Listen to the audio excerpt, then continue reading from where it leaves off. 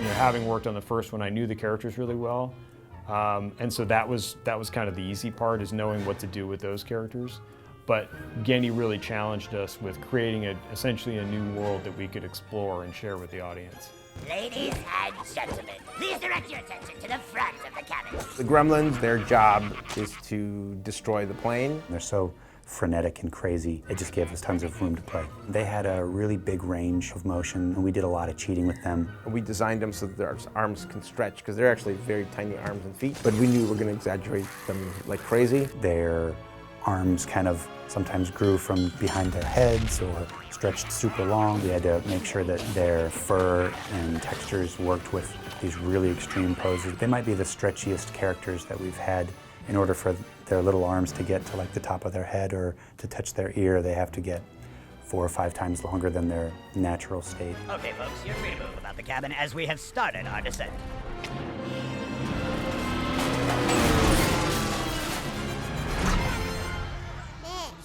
That's right, dear.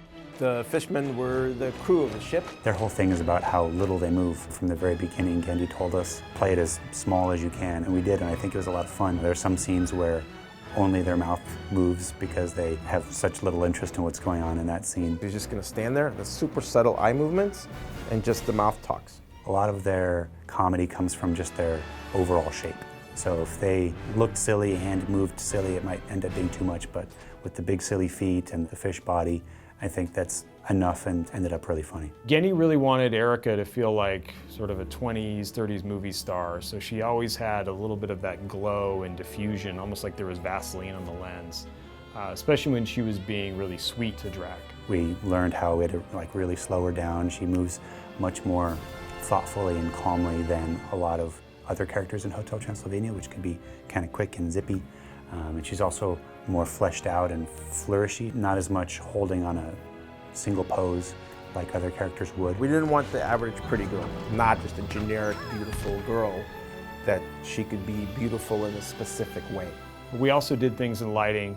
When we knew that she was being evil, we would tend to light her from below to give her sort of that classic evil uplighting. We always lit her with a little bit more of a red light, where it was sort of shining below her to really sell that she was not all that she seemed. When she's evil, it's the polar opposite. She's got really dynamic, harsh lines. We really push her face. She has very tight and snappy timing. And the reason for that is to kind of match Dracula. In order for them to be a good fit, she has to be able to have that same range as him. And so we were able to get some really cool stuff out of that exaggerated posing. One of the unique things about this movie is we got to build a new character called Van Helsing. One of the coolest things is we actually got to build 2 versions of it. One is the youthful, very strong, a lot of hair. His proportions are pretty extreme, so getting him to feel right with that giant chest and tiny legs and stuff was always a fun challenge for his posing. Old Van Helsing was challenging for other ways. We had to try to find a way to make him appealing, but in a silly, ugly kind of way. When he's decrepit and old, that's where more of the fun and the challenges came in. How do we make sure that the character that we're building, this old version, actually looks and resembles like the new one? CFX team actually did a great job in building the hair, so it looks like they look like horns. They're sort of classic Van Helsing style. When we built the old character, he had the same hairstyle, but it was a lot thinner and a lot grayer. As far as his mechanics, he had some interesting things, like his neck could stretch like crazy. It's not really connected. Same thing with his arms. Mostly, it's about finding the balance of doing gross and silly, but not too much. It's a giant Kraken!